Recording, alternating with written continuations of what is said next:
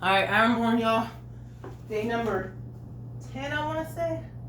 Let me check it out. All right, day number 10, back and biceps. 6 different exercises, completing them 4 times each. Starting off with alternating bicep curls, 6 each arm. I'm going to do 15-pound weights. And then today's motivation is, it's on Woman of Impact on YouTube. It's called Be Confident as Hell. Its former Secret Service agent shows you how to get, I don't know what you want or whatever, but I like this lady. So we're going to listen to this. Let's talk about being confident. So it's for my women out there. Today we'll be showing you how to up-level your confidence. Before you even walk into the room, guys, you need to believe that you are a badass. The words you tell yourself about yourself matter because your 6 each arm, will project bicep your curl. confidence Or lack of confidence. before you even speak. Guys, people will make a judgment about you within 5 seconds of actually meeting you. So your level of confidence and how you show up matters. I love Women of Impact.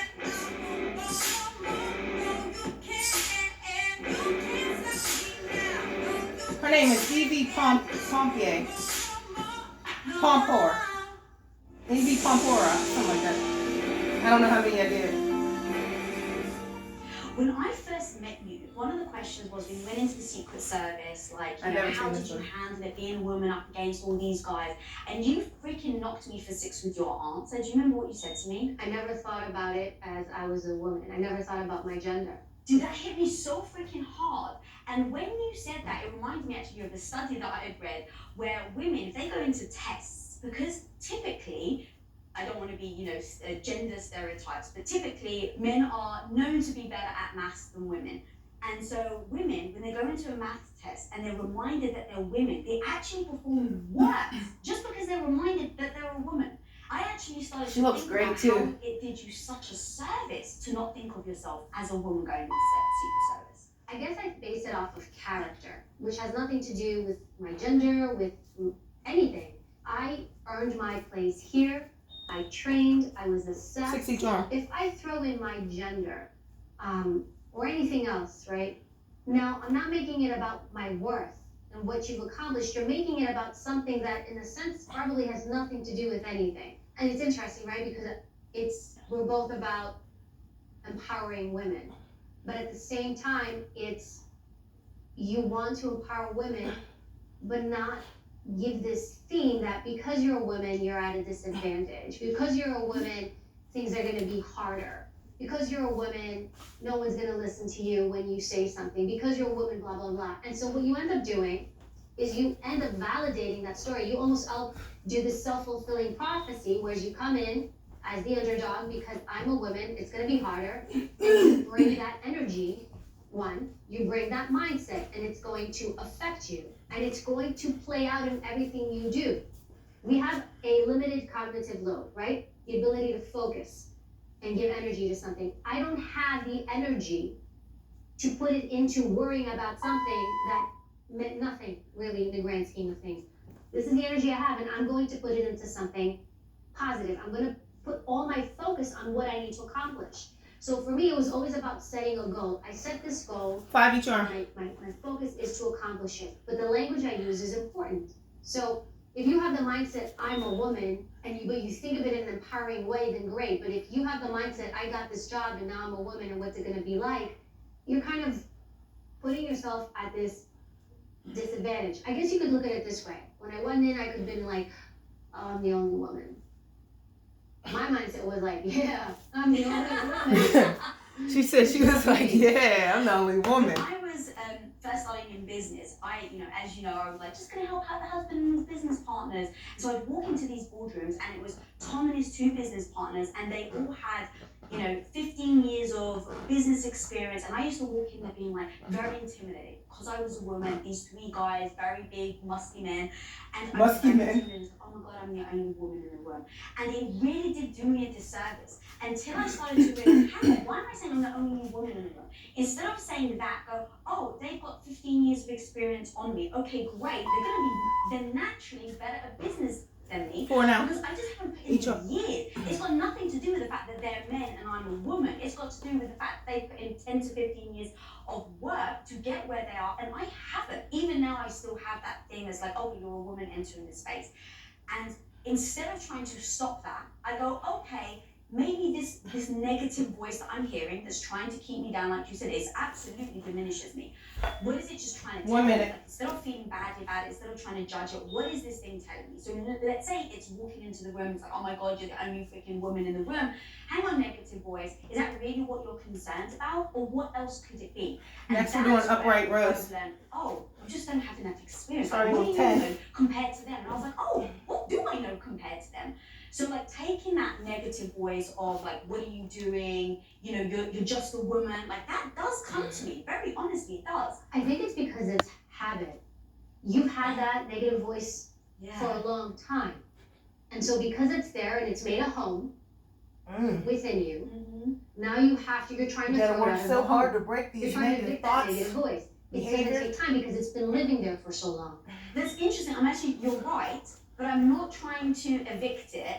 I invite it in for a cup of coffee and give it a blanket. Oh, so you're nice to I'm it. nice to it I now. give it the finger.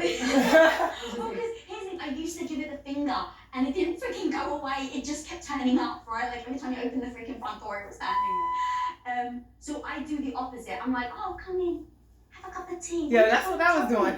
And in I recognize it because has it's allowed a me to go, oh, it's it's a not that vulnerable you're worried that you're a woman compared to a man. It's Pardon that me. you're not prepared. You're not listening. So I know less. Great.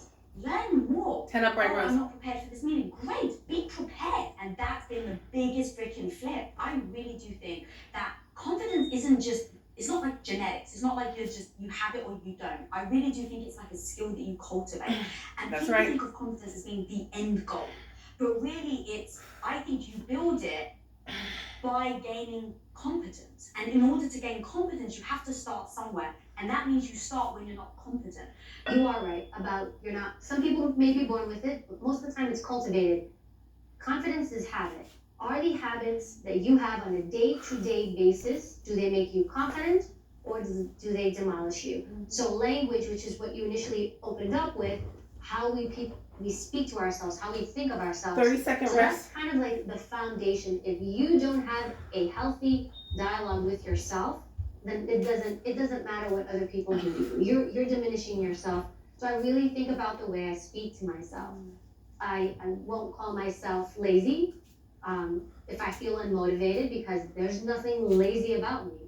I won't say, Evie, you're so stupid. If I make a mistake, I'm gonna make mistakes. I will not speak that way to myself, because when you speak that way to yourself, at least for me, I push myself down. So nobody else needs to do anything to crush me. I just crush myself. Think about the daily habits that I use from day to day, moment to moment, that help build and shape and mold my confidence. It doesn't happen overnight. 8. And I think language, internal dialogue, is one of the most important things. Not calling yourself an idiot because you misplaced the keys. Little things like that.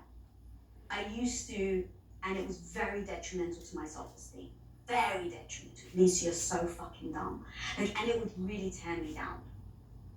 And now, going back to the negative voice, I'm like, it just used to tear me down and I can't switch it off. So how do I on earth get confidence in something when I don't have even the confidence to do one little thing or even speak nicely to myself? So I had to flip it and go, okay, if I don't know something, instead of tearing myself down, be like, okay, you don't know this, but now I can learn. Instead of saying, hey, Lisa, you're so dumb, you don't understand this. Do you do that still? I used to, no, I don't anymore, but that was definitely what I used to say. You're dumb, you just don't get it. I removed the word dumb because that does not serve me. Again, going to what language serves you, you should use it. What language doesn't serve you, you shouldn't use it. So that doesn't serve me on a day-to-day basis. And so what I say in those situations is, you don't get this, but you can learn. And just by giving myself the grace of saying, hey, you don't get it, but you can learn, allows me to go, oh, well then how do I learn? I have to ask. And then it flips it from, oh, I'm getting more powerful now. I can get even better. And that framing now 6. doesn't stop me. It encourages me to keep putting my hand up. I don't get it, don't understand, sorry, don't get it. It really does allow me to just push forward in the most positive sense instead of being held back. Where do you think that negative language came from? Like you gave me examples. You said I used to talk to myself this way. How does that happen? Oh God, there's many things, but I think for me it was I grew up in a family where my older brother and sister were very good academically. So we would sit around the table, big family, we'd sit around the table and my dad would like throw out math quizzes. Now I'm the artist in the family, so you can imagine I get thrown a math question, my brother and sister can go bam, bam, bam, bam, and I hesitate. So just that alone puts me just growing up every day feeling less than. Then going to school, I completely excelled at art and totally struggled at academics, math, English, like completely struggled. So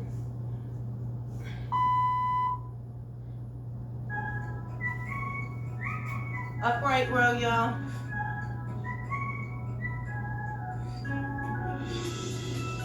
I think I'm on 6 now. Can't remember. I just did 8, I think. Wait, so I did one facing the thing this way. I think I'm just doing 5 now, actually. This is my 4th one. So I did something over. You know, let me just do 6.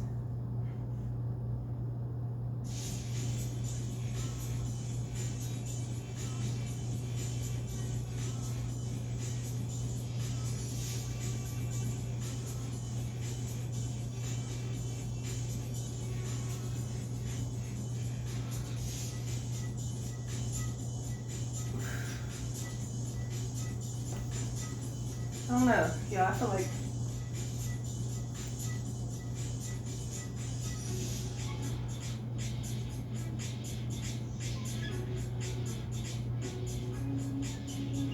we're just gonna do 5 more, just to be on the safe side. I can't remember what I did.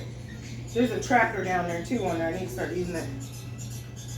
It's happened to me a couple times at previous workouts.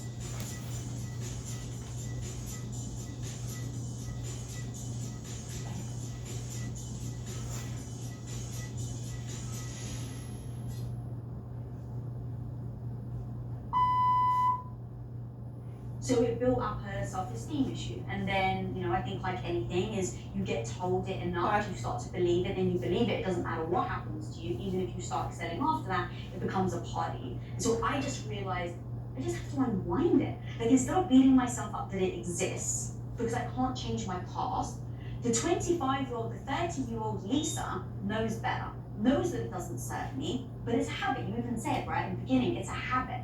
So don't beat yourself up.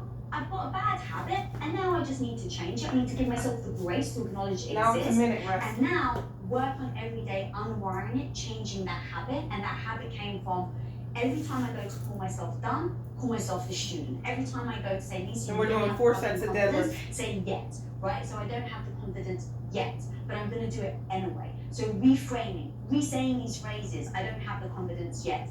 Like literally, I'll just keep repeating it. Every time I get scared, repeat it until you act. You know, it's interesting. I won't do the yet thing because I don't want to find myself in the future. I want to find myself now. When I hear that, I think, no, I need her now. And I don't know, like if maybe when I do my mentor session, sometimes people will say to me, I want to be confident. I want to be this. And I'll tell them, how about you just are that now? And I'll make them write up kind of a paperwork and I'll ask them, what have you done? I'll ask them about their strengths and all that, and I'll read it. And I'll say, I mean, you're already confident. Do you not see this? Did you read like all the things you've done? Did you read all the things you've experienced? The trauma, the things you've overcome in life? I kind of think you're already her. And so maybe is that really true though? Yes, I think so. Because because I think we have moments where we're here, then we go here, and 10 then we're here, deadlifts. then we go here. So I think you're there, but you choose not to maybe tap into that. I have my moments where maybe I'll lack confidence in something because I don't know it, I don't understand it, but I have developed that mindset of I deserve to be here, wherever here is. Like maybe this is where I'll bring in negative language. I've kind of been like, well, that bozo can do it. It's so fascinating because you're right. We take different framing of how we're thinking about it in an effort to improve ourselves in the now. Because for me, it is very empowering to be like, Lisa, you could be anything you fucking want to be. Even if you're not that person now, you can be it. Like, I get so excited about the dream of just setting mind to it. What do I want to be? And how the hell do I get there? Like, that's so exciting to me. But I actually understand that how you frame it still is empowering, right? It's like, be that person. Come on, Yo, it's be whatever that works person. for you. Like, I get the.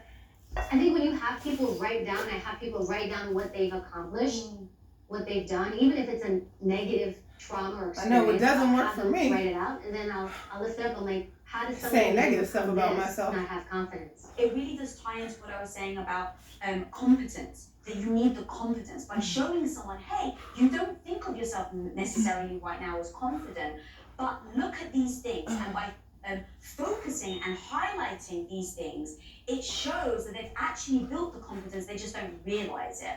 Look, 50% is what the world does to you, but 50% is you. This you can manage.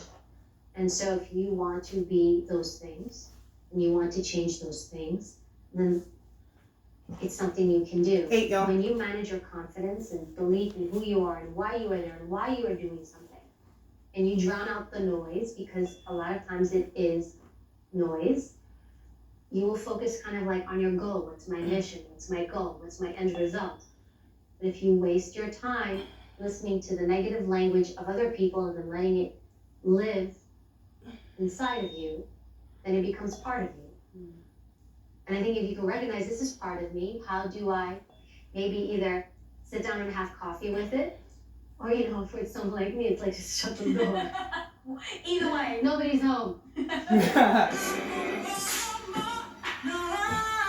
The gym is the perfect example of why your internal dialogue matters. When I was in the police academy, we heard a lot of harsh language, and I opt for more supportive language to offset what I heard in training.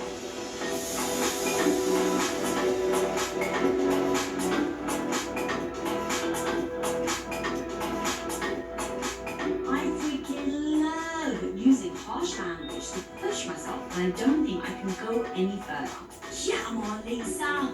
Get your shit together. One more minute, Abby. 5 more steps. You can do this. You got this. Keep going.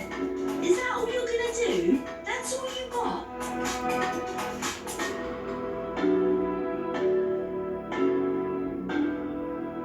Whatever encourages you to keep going, do that. There you go. Whatever works for you. You've got this. I don't do the negative shit though. I don't say negative stuff to me, to myself. Positive. Like, well, you got this. You got this. Talking about confidence, I Alright, guess I if I forget how had many to I say did. there's one thing that I specifically do that helps me, So it really would be to over-prepare. I'm just going one more because I don't know. Preparation what it has is. been, I guess you could say, my secret weapon to 5. helping me.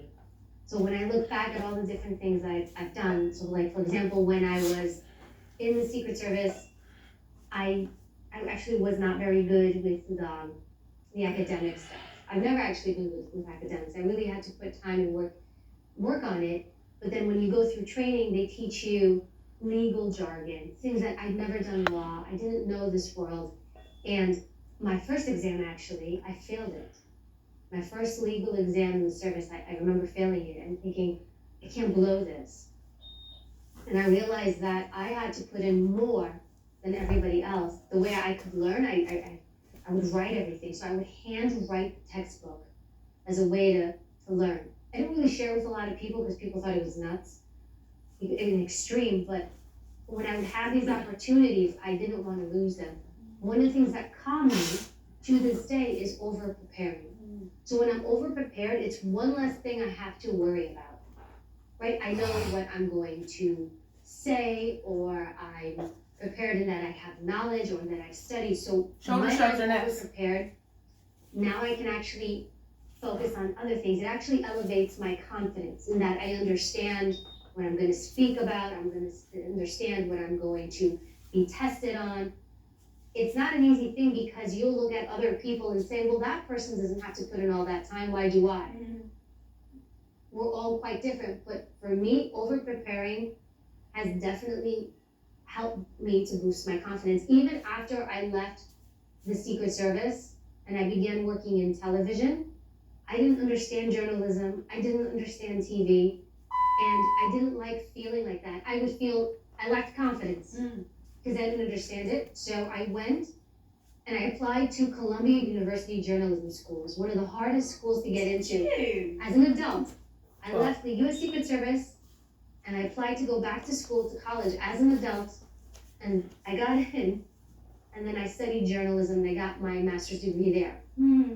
Because I needed to feel like I understood what I was doing, and I over-prepared. So you literally were like, okay, I'm going from this to this, I want to be in journalism now, I actually don't know what the hell I'm doing, so I have zero confidence because I don't have the competence yet. And so you went, and that was your solution of like, studying really hard so that I go into it with confidence? Yes, actually you just said competence equals confidence. Yeah. When I became an interrogator and polygraph examiner, I was offered the opportunity to get a master's in forensic psychology. And because I wanted to feel confident in the room, so that no matter what came my way, I would understand it, assessing people, mental health issues. I've had somebody with a personality disorder, narcissistic, antisocial. I went to school while I was in the service. I think it was while I was still on the president's detail. And I went to school to get a master's in forensic psychology.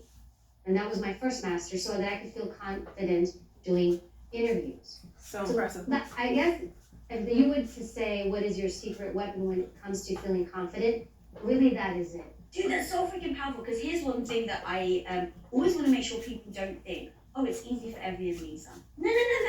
We've had, like, at least me, I've had moments where I have no idea what I'm doing, zero confidence. The very first episode of Women of Impact I ever did, I was like, I'm not good in front of the camera, I haven't done it very often, so I'm going to pick someone that's a very good friend of mine. So I chose Cassie Ho, she's a very good friend of mine, and she agreed to come on the show, and so I was very relaxed. I wasn't tense because, she was a good friend, and we hung out so many times that I thought I was super natural. So she sits on the sofa, and I'm like, hey, welcome to the show, you're my first guest. I was so excited. I do the whole episode, and then right at the end, I'm like, oh crap, I don't know how to end this episode because I hadn't practiced. So I always had a full sense of confidence. What's up, guys? My name is Lisa Billiou, and I'm co-founder of Breast Media. Oh god, you know what? Start again.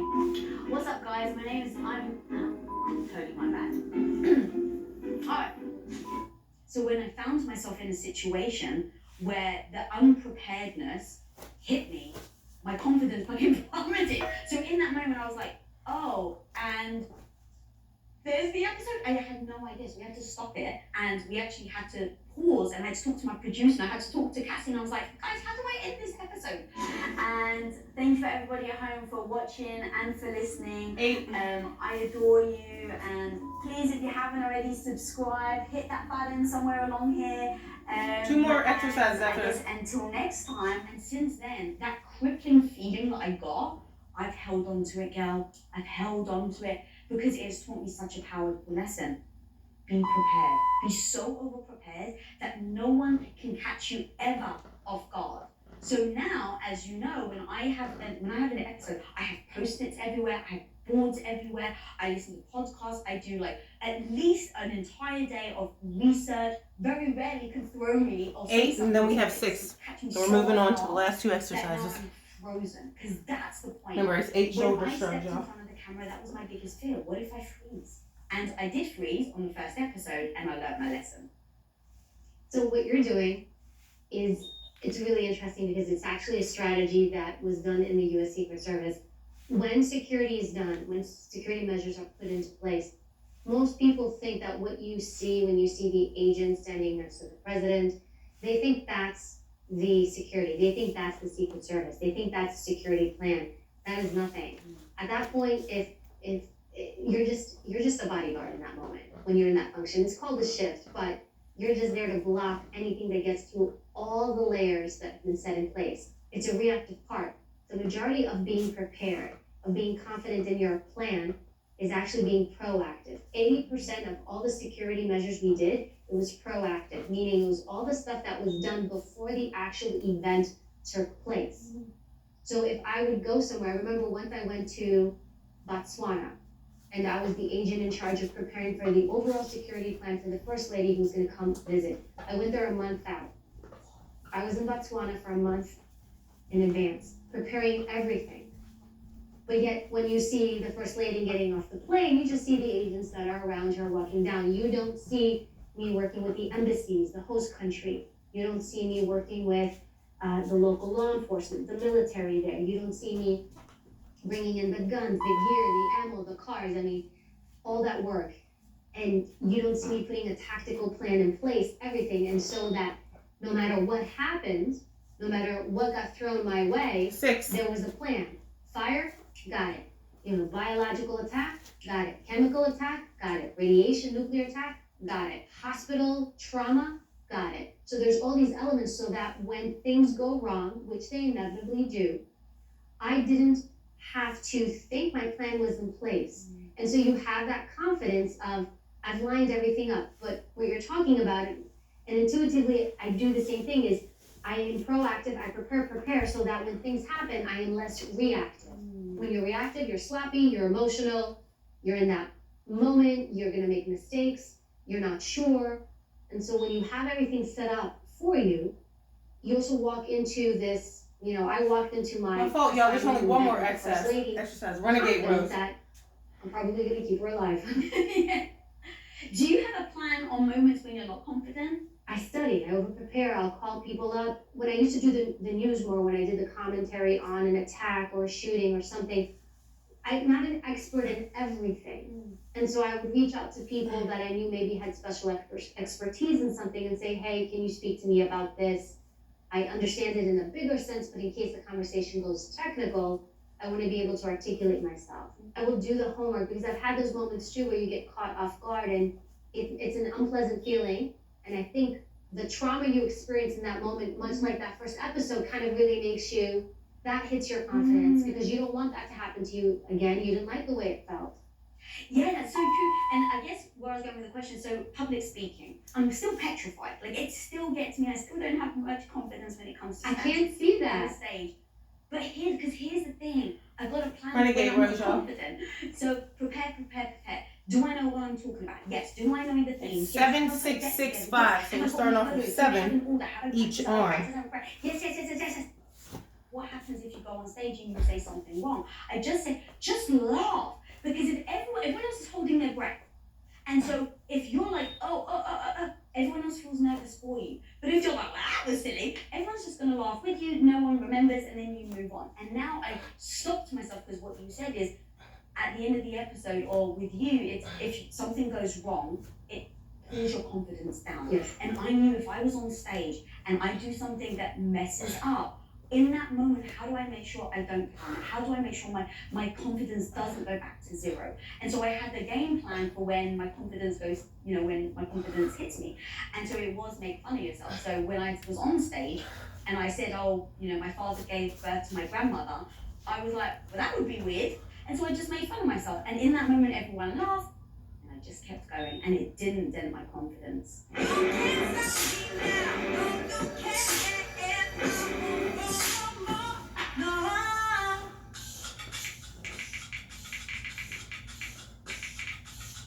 It is 1000% important that I am so prepared for this episode. But look at my day and make sure, what am I doing? How am I spending my time? And where can I do and be better? Now, my morning routine is so important to me to get my mind strong for the episode. So what do is I blend the two. So here I am in the gym, freaking working out, getting my mind strong, and I'm listening to my girl, Emily, on my headphones.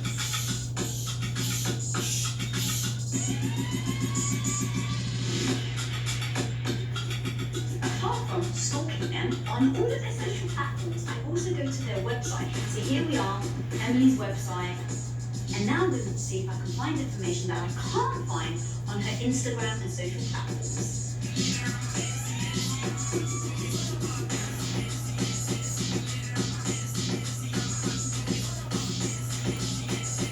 60 charm, y'all. Today on Women of Impact, Sex with Emily is in the house.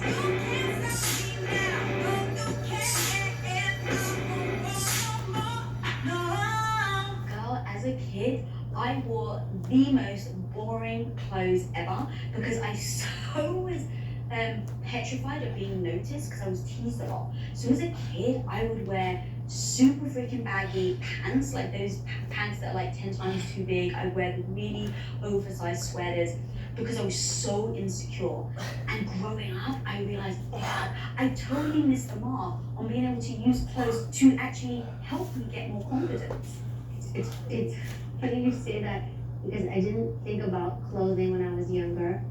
I looked horrible and I dressed horrible. I remember one day I wore these bright purple pants that were huge and they were big and I had to fold them up to here. And then I wore this red Hawaiian shirt that was missing 2 buttons. So I put safety pins on them. When I went to my mom's store, my mom had a hair salon. She saw me, I will never forget her face. She looked at me and she grabbed me by my arm. She pulled me in the back. She's like, you don't ever leave the house looking like that. She's like, take pride.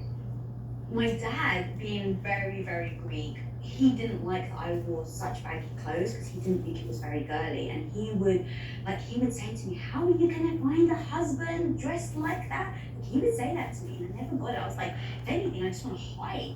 But then growing up and getting into business and like doing the show and like doing things now, it's like it's such a way for me to express myself, and Here we got 6, y'all. It's my magic power, it's my cape, it's my superhero thing. It's like when I put on my clothes, it really is like putting on a cape. Like, have you ever seen kids?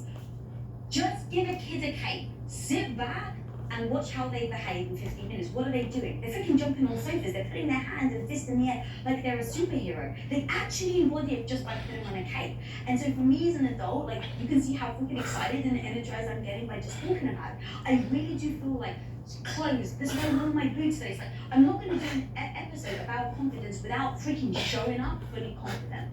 And so what does that mean to me? Got my boots on. The second I put on, it's just sit. Like, I just feel this energy getting more excited. Putting on the watch, like, I'm like, yeah. Like, there's so much power that I've realized now as an adult in the way that I dress. That I'm really sad that I didn't use it as a kid. I used it as a way to hide instead of as a way to give me power. And then I really do feel like it's a way of kind of putting a stake in the ground of like, this is me, this is my identity. This makes me feel good. And I was so fearful of doing that as a kid because I didn't want to be picked on that I tried to fly under the radar. You know, I smiled when you said that because it is one of my favorite things about you, your authenticity. That you are your authentic self. And in a world today where everything is, there's so much of a missing and a lack of authenticity, how you present yourself is important. But it's interesting because when I thought about dress more, probably more my professional career, we were kind of taught to dress in the way we wanted someone to interpret us or to receive. My audience on YouTube. Actually, in the service, there was I'm recording my video. informal dress It's code my last step. where you My were workout. only allowed to wear on the president's detail dark suits. So you could wear black, navy, or gray, no other colors. Your shirt underneath was white, or you could wear maybe a light blue. And so the idea, the concept was that you are to exude seriousness. You are to exude severity. You are to exude, don't mess with me. Today is not the day. I am not the person. The Secret Service signature design, which you see, everybody sees the dark suit and the glasses. It's actually not by mistake. You know, it was created, manufactured to exude Today's not message. garbage day. And then I began to utilize that as well when I did interviews. I would interview a lot of men, so I'd always wear heels in the interview. When you say interviews, you mean interrogations? Interrogations, yes. And when I do my interrogations, I would interview very hardened people, most of whom tended to be male. I would wear heels to kind of elevate myself. I would again wear dark colors. I never wore skirts, ever. Always wore pants. Even to this day, I think I feel the most powerful when I wear pants. That's like, maybe that's my secret superpower. Although today I tried to go a little bit different because I do try to embrace the feminine part of who I am. Pants. You put me in a pair of slacks, I can talk to anybody. And I usually will wear them like if I'm meeting with a group of men or I'm going to an important meeting, like I will wear the pants. It's just like, I'm not rolling like you dudes. And so that's kind of the way I've always thought about presentation. And there are moments where I do try to dress for myself and how I feel, what I like, but I've always had more of the, what am I trying to exude to the world or to the person listening? You know, if you're trying to connect with like children, like teachers, you know, brighter clothes makes you more approachable, makes you more engaging. But I've always like, actually, probably if you look at my wardrobe, everything's black, white, and beige. I've been very neutral. I know somebody's this upper trying to body get me today? cake.